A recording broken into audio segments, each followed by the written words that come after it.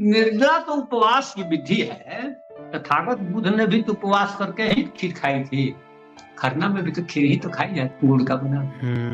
Okay. तो लेकिन एक इतना तय है कि यह जो पर्व है यह तथागत बुद्ध के समय से इसका आरंभ हुई है। सर की किताब में एक बड़ा अच्छा सा कोट उन्होंने लिखा था अपनी किताब में कि शिकारी अगर जब इतिहास लिखेगा हिरण का तो अपनी वाहवाही लिखेगा, अपनी हत्या की दास्तान लिखेगा, लेकिन हिरण जब अपनी दास्तान लिखेगा तो वो अपने मर्म लिखेगा, उसके साथ क्या हुआ वो चीजें लिखेगा। तो अपने लोग जो काम कर रहे हैं, आपने सुना भी यहाँ पे कितनी गहरी और गूढ़ बातें बताई है, वो कोई आज तक नहीं बताया है। और मुझे खुद आज तक इतनी गुण बातें जब पता चलती है, आश्चर्य होता है कि आज तक के लोग क्या कर रहे थे कि इतनी गुण बातें सामने नहीं आती हैं। तो इसीलिए जो लोग काम कर रहे हैं उन सबको आप पूरा जुड़िए, सुनिए उन चीज़ों को, तभी ये चीज़ें आगे बढ़ेंगी। तो बहुत बहुत शुक्रिया आपका डॉक्टर राजेंद्र प्रसाद सिंह जी, आपने यहाँ पे समय दिया, आप जुड़े, हम लोगों के साथ आपने साझा किया है। बाकी इस पे बहुत सारे कमेंट आ रहे हैं आपके जन्मदिन की बर्थडे के लिए। बहुत बहुत धन्यवाद। देखिए मीडिया से लेकर के रेडियो स्टेशन वाले लोग, बहुत सारे लोग फोन किए, मैंने किसी को समय नहीं दिया। जी जी, समय मेरे पास बहुत कम रहता है, इसके लिए हमें दुख है। हम अपने रिसर्च में बस लगे रहते हैं और उसी में डूबे रहते हैं। लेकिन हम तो परसों या नरसों लिखे थे कि फेसबुक या यूट्यूब रीच घटाए या बढ़ाए, हमारे पुरखे लिखते रहे हैं पत्थरों पर, ठिकरों पर, काठ पर। अभी तो काठ ही पे तो छठ का इतिहास लिखा हुआ है, जिसको हम लोग नहीं पढ़ पाए। धमचक और ये पीपल पात ये काठ पर ही लिखा हुआ, जिसकी भाषा को हम छठ है, किसी अंग्रेज इतिहासकार ने भी नहीं पकड़ा इसको। बचपन से हम भी देखते आ रहे, लेकिन उस पर ध्यान नहीं गया। कितना अस्पष्ट है।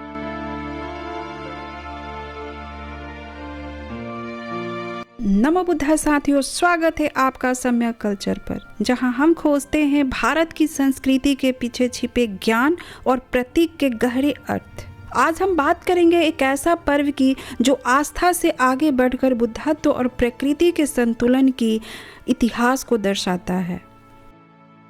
हर युग में जब इंसान ने अपने भीतर झांकना चाहा, वह सूर्य की ओर देखता है, क्योंकि वही है जो हर अंधकार को भेद देता है, हर भ्रम को जला देता है। छठ सिर्फ एक पूजा नहीं, यह वह क्षण है जब मानव प्रकृति के आगे सिर झुकाता नहीं, बल्कि उसके साथ सामंजस्य में खड़ा होता है। और इस संतुलन के प्रतीक है वह छोटा सा ठेकुआ जिस पर उकेरी जाती है पीपल की पत्ता और बुध का चक्र।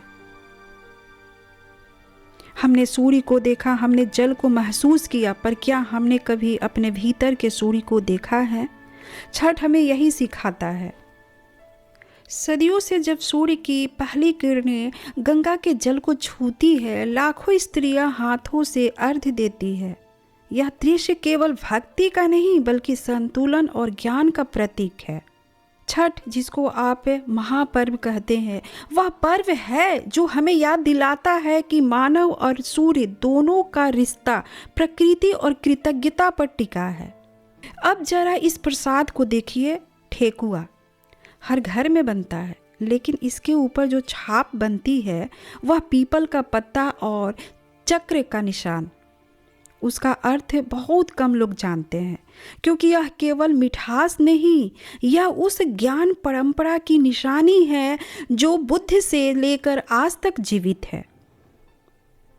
पीपल वही वृक्ष जिसके नीचे सिद्धार्थ ने ज्ञान पाया और बुद्ध बने, जिसकी जड़ें धरती में है और शाखाएं आसमान में। मानो कहता हो, ज्ञान तब ही पूर्ण है जब मनुष्य धरती से जुड़ा रहे और सोच आसमान छू ले। ठेकुआ पर पीपल की छाप बनाना उस ज्ञान वृक्ष को नमन करना है जिसकी छाया में मानवता ने सत्य पाया। ठेकुआ पर बना चक्र वह है धम्म चक्र, वही चक्र जिसे बुद्ध ने सारनाथ में घुमाया था। यह चक्र केवल धर्म का नहीं बल्कि सत्य, संयम और करुणा की अनवरत गति का प्रतीक है। हर ठेकुआ उस चक्र की तरह है जो जीवन के निरंतर प्रवाह का प्रतीक बन जाता है। यह जो आप देख रहे हैं यह है स्तूप, केवल समाधि नहीं, यह चेतना का वास्तु शिल्प है। इसकी हर परत बुद्ध के 4 आर्य सत्यों का प्रतीक है और इसका आकार जीवन, मृत्यु और बदलाव के अनंत चक्र का संकेत। छठ का सूर्य अर्घ भी उसी चक्र का उत्सव है। भारत की लोक परंपराएं सिर्फ पूजा नहीं बल्कि दर्शन है। छठ में व्रत, ध्यान और निस्वार्थता बुद्ध के अष्टांगिक मार्ग की झलक है। सम्यक दृष्टि, सम्यक कर्म, सम्यक संकल्प, यही वह सम्यक संस्कृति है जो हर ठेकुए में, हर दीप में और हर अर्ध में जीवित है। हमने सूर्य को देखा, हमने जल को महसूस किया, पर क्या हमने कभी अपने भीतर के सूर्य को देखा है? छठ हमें यही सिखाता है कि प्रकाश बाहर नहीं, वह भीतर जलता है जब हम संयम, कृतज्ञता और करुणा को जीवन में उतारते हैं। ठेकुआ पर उकेरा गया वह पीपल का चिन्ह केवल एक डिजाइन नहीं, वह स्मरण है उस वृक्ष का जिसने मानव को बुद्धत्व दिया। और स्तूप वह हमारी चेतना का नक्शा है जहाँ हर परत कहती है ज्ञान, करुणा और संतुलन। तो अगली बार जब सूर्य उगे, जब ठेकुए की खुशबू फैले, तो याद रखिए हम पूजा नहीं कर रहे हैं, हम बुद्धत्व को जगा रहे हैं।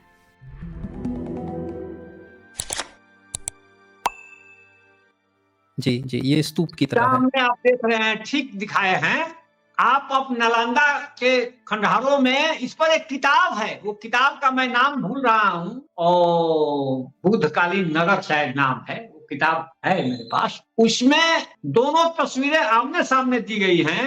ये जो सामने छठ घाट का आप सुप्ता देख रहे हैं, श्री स्तूप देख रहे हैं, बुद्ध का स्तूप देख रहे हैं, ऐसा ही स्तूप तो बनता है। ठीक, आप बोध गया में जाइए ना, बोध गया में तो गांव गांव में सब चीजें मिलेंगी, यही श्री सुप्ता है। और आप केसरिया स्तूप देखिएगा ना यहाँ का, तो केसरिया स्तूप का भी स्टाइल यही है, बड़े यही श्री सुप्ता है, यही श्री स्तूप है, और बहुत अच्छी तस्वीर है।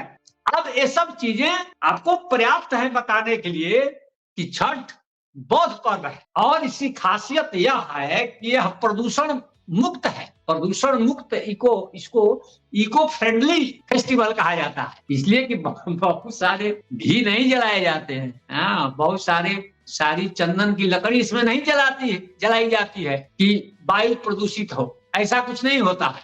इसीलिए इसको इको फ्रेंडली फेस्टिवल कहा जाता है। इसमें आप देखिएगा कि बड़ी सादगी के साथ देखिए, आ तो गया केसरिया स्तूप, मिलान कीजिए, बड़े में है उसी तरह से मंजिल बना हुआ है। आप वैशाली और नालंदा के खंडहरों में जाइएगा तो ठीक श्री सुप्ता मिलेगा।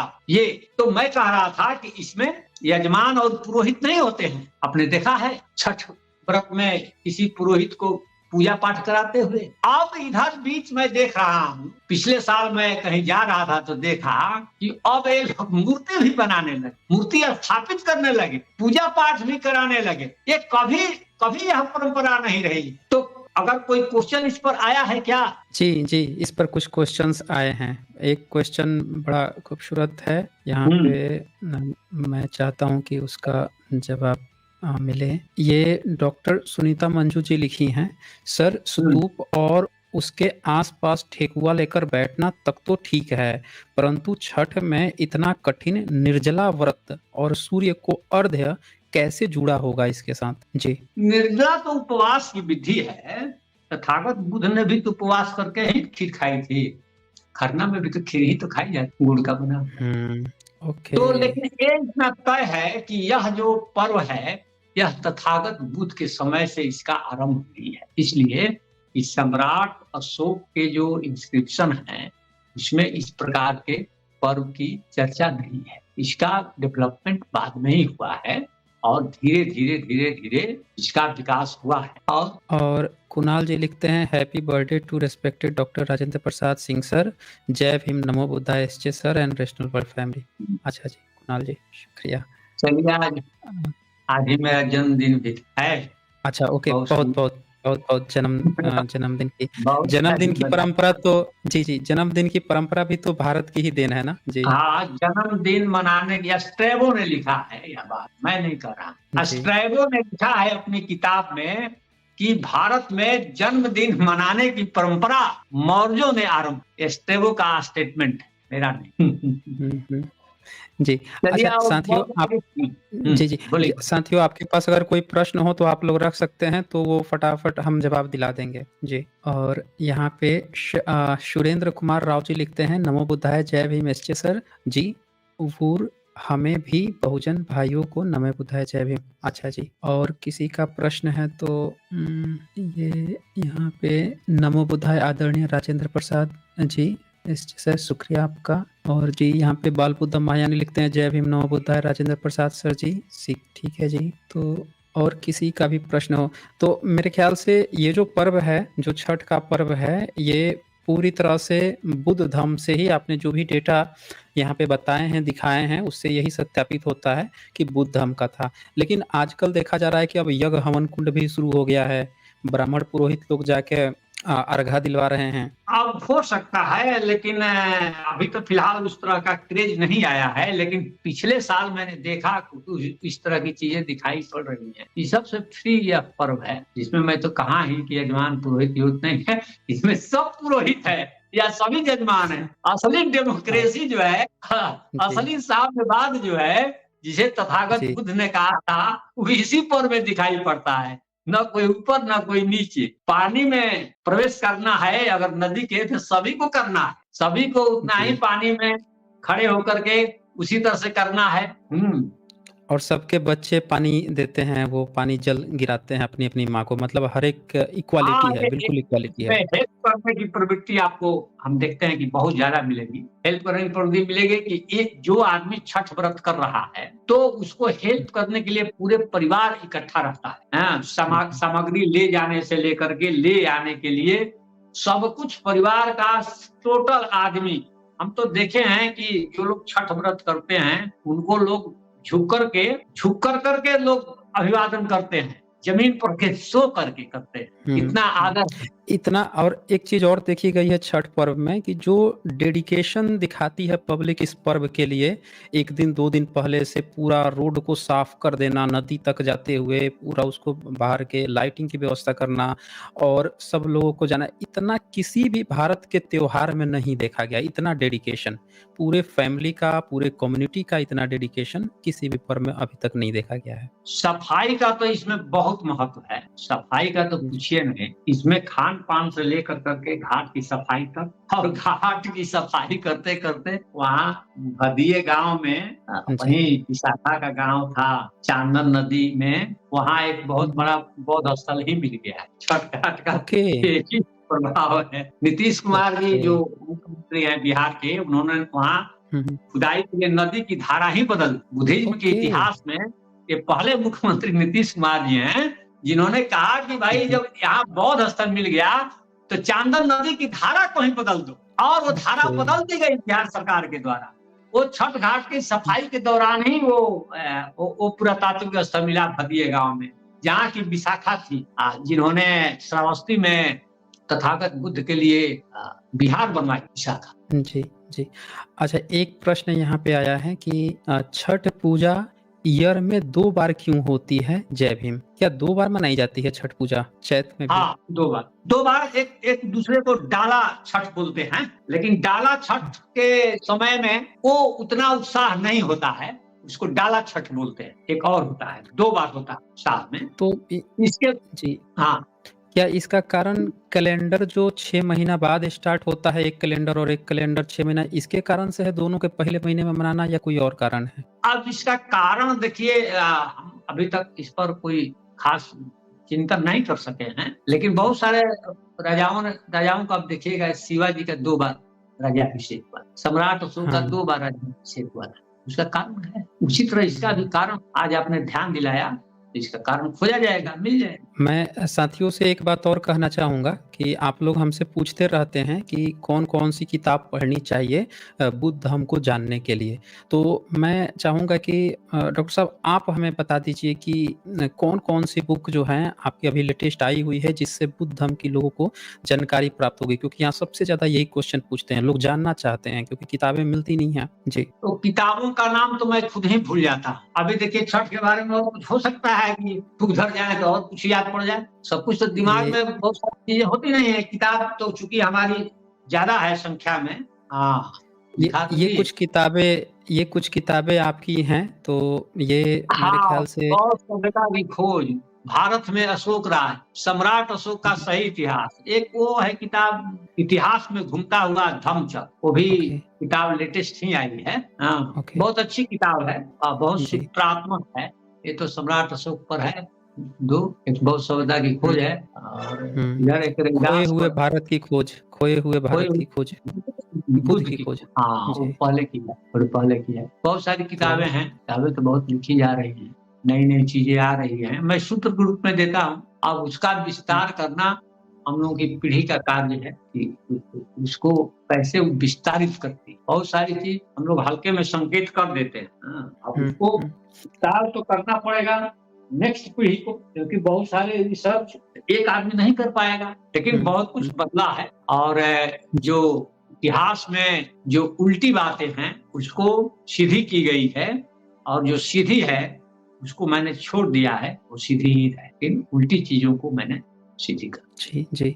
अच्छा, एक एक और प्रश्न है कि जो छठ पूजा है वो बेसिकली एक छोटी छठ होती है, एक बड़ी छठ होती है, और वो क्या पर्व 2 दिन का होता है, 3 दिन का होता है, 4 दिन का होता है? अभी जो ब्रिटिश राजकाल में मैं जो बता रहा हूँ, हुँ, एनी ईडेन से लेकर के, अरे वही 200 साल पहले का वर्णन है अंग्रेजी में। हुँ, हुँ, तो अभी जो छठ व्रत है, ये 4 दिनों का है, 4 दिनों का होता है। देखिए, आज जो है पहला दिन है, इसको कहा जाता है नहाय खाए। आज चतुर्थी है, हुँ, हुँ, शुक्ल पक्ष। आप चांद को देखिएगा तो आज चतुर्थी है, मतलब कि उसका हिस्सा बढ़ा हुआ मिलेगा, 4 पार्ट में। पूरा मिलाकर के गोलाई पकड़ने में 15-16 की गोलाई होती है ना, तो 4 का हिस्सा हुँ, मिलेगा। हुँ, तो चतुर्थी है, तो आज के दिन को नहाय खा, एक दिन हो गया। दूसरा जो हुँ। दिन होता है कल, कल कै तारीख है? कल हो जाएगा, 6 तारीख हो जाएगा, 6 कल नवंबर। 6, 5 से शुरू हो गया, क्लियर करता हूँ, 5 से शुरू हो गया नहाय खाए, छठ व्रत शुरू। और कल खरना 6 तारीख हुँ, को, और 7 तारीख को शाम का अर्घ, और 8 तारीख को 5, 6, 7, 8, और 8 तारीख को उगते हुए सूर्य का अर्घ। सप्तमी के दिन एक दिन एक दिन बाद हो जाता है, छठ कहा जाता हुँ, है ना, लेकिन इसका जो समापन होता है वो सप्तमी के दिन होता है, ओके। 7वीं तिथि को। तो कुल मिलाकर करके 4 दिन यह व्रत चलता है। लेकिन रेनेसां के आधार पर कुछ मुझे ऐसा लगता है कि पहले के समय में यह कुल मिलाकर करके 6 दिन का रहा, माने प्रतिपदा से ही शुरू होता होगा कुछ इसका प्रोसेस, और ये चला जाता होगा खष्टी तक। जी, जी। हुँ। फिलहाल 4 दिनों का चलता है। मेरे ख़्याल से आप क्या दिशा निर्देश देना चाहेंगे पर्वों को लेकर? बहुजन समाज में, विशेषकर एससी, एसटी, ओबीसी में एक बहुत बड़ा तकरार है। बहुत लोगों का ये मानना है कि हमें पर्व त्योहार, होली, दिवाली, ये जितने भी आ रहे हैं इनको छोड़ देना चाहिए। कुछ लोग क्योंकि इसमें ब्राह्मणवादी तत्व आ गए हैं। जबकि कुछ एक दूसरा धड़ा है, वो ये कहता है कि इसमें अगर हमारे बुद्धिज़्म का कनेक्शन है तो हमको इसको मनाना चाहिए अपनी तरह से। तो ये 2 पार्ट में बँट गया है पूरा एससी, एसटी, ओबीसी समाज। मैं आपसे जानना चाहता हूँ कि इस पे आप मार्ग प्रशस्त करें, ताकि एक मैसेज जाए कि क्या होना चाहिए? जी। देखिए, हमारा काम है डायग्नोसिस करना, विश्लेषण करना। मैंने विश्लेषण कर दिया, अब यह सब आस्था की चीज है, कोई मनाए या न मनाए, ये कोई हमारे लिए बड़ी बात नहीं है। हमारे लिए बड़ी बात है कि जो चीजें छिपी हुई हैं उसको उजागर कर देना, उसका विश्लेषण कर देना। और मैं आज भी न्यूट्रल हूँ, आज भी, पहले भी था। लोग कहते हैं कि सर तो कुछ भी बात बोलते हैं तो उसको बुद्ध से जोड़ देते हैं। क्या फालतू का बकवास क्यों करता है? अरे भाई, बुद्ध का इतिहास लिख रहे हैं तो बुद्ध ही में जुड़ेंगे। तुलसीदास ने रामचरितमानस लिखा है तो राम की कहानी लिखा है, तो वहां राम ही राम में मिलेंगे, उसमें दूसरा कोई आ जाए? दूसरा तो आएगा नहीं। जिस विषय पर कोई किताब लिखी जा रही है वही ना उसका हीरो होगा, नायक होगा। ऐसी ऐसी बातें तो सुनते हैं, इसका क्या जवाब दिया जाए? बुद्ध केंद्र में है। अभी जो मैं लिख रहा हूँ, बुद्ध को केंद्र बनाकर लिख रहा हूँ, उनके इर्द गिर्द की चीजों को लिख रहा हूँ। जिस दिन मैं बुद्ध को छोड़ दूंगा, दूसरे को मैं बनाऊंगा, उस दिन केवल वही आपको दिखाई पड़ेगा। ये कौन से आश्चर्य की बात है? हमको इससे रिश्ता नाता नहीं है। हमारा जो रिश्ता नाता है कि सत्य डायग्नोसिस करना, सत्य चीज को बता देना। बस आप मानिए ना मानिए अलग बात है। अभी मैं बुद्धिज्म का इतिहास लिख रहा हूँ, इसलिए बुद्ध पर ही लिखूंगा, और जब तक मैं उबूंगा नहीं, इसी पर लिखूंगा। अब उससे मेरा लेना देना है या नहीं लेना देना है, यह कोई माने नहीं रखता। माने रखता है उसका विश्लेषण, और ये नहीं कि मैं कोई पक्षपात कर रहा हूँ। रोज लोग लिखता है, सब कहीं भी जाते हैं तो कहते हैं कि बुद्ध का है। अरे तो बुद्ध का रहेगा तो उसको बुद्ध ही का ना कहेंगे, जो नहीं रहेगा उसको नहीं कहेंगे। लेकिन बुद्ध ही केंद्र बिंदु में है अभी मेरे लेखन के, इसलिए वो बार बार आएंगे, बार बार उसकी आवृत्ति होगी। ये मेरी कोई बीमारी नहीं है। और मैंने कम से कम 100 किताबें लिखी हैं, तो 10 ही किताब तो बुद्ध पर है, 90 किताबें तो हमारी दूसरी चीजों पर है, उसमें बुद्ध का नाम ही नहीं है।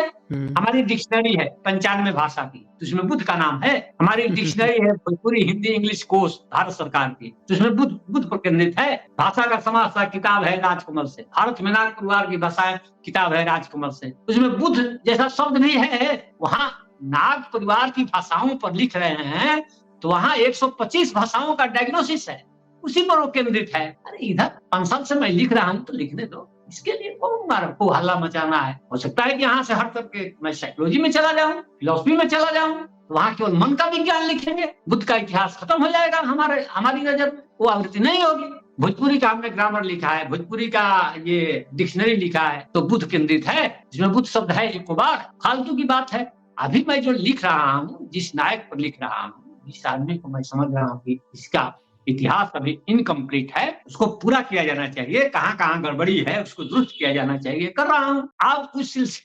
सिलसिले में कुछ जो बाई प्रोडक्ट चीजें हैं वो भी आएंगी। अब मैं कह रहा हूँ कि छठ बौद्ध पर्व है, और मैं इस चीज को काट रहा हूँ कि वैदिक पर्व नहीं है, तो वैदिक पर्व नहीं है तो वैदिक पर्व की मैं निंदा थोड़े कर रहा हूँ। मैं तो यह कह रहा हूँ कि अगर वैदिक पर्व होता तो इसका जो जन्म है, इसका जो उद्भव है, वो पूर्व पंचाल में होना चाहिए था, जहां पर वैदिक सिविलाइजेशन का लोग प्रभाव बताते हैं इतिहास का। ये उल्टा कैसे हो गया? यहाँ तो वैदिक प्रभाव था ही नहीं, तो फिर यहाँ इसका जन्म कैसे हुआ? मैं इस तरह से वो चीजें आ गई, तो आप कहेगा कि उसकी निंदा कर रहे हैं, ये कोई बात नहीं है। तर्क में तो या वैज्ञानिक दृष्टिकोण से सब बातें कहने में तो चीज कहनी ही नहीं पड़ेगी, ये तो हमारी लाचारी है। और मैं ये कह रहा हूँ कि छठ पर्व में जो टर्मिनोलॉजी है, जो शब्दावली है, वो तो मैं कह रहा हूँ कि प्राकृत भाषा की शब्दावली है, इसमें क्या झूठ है?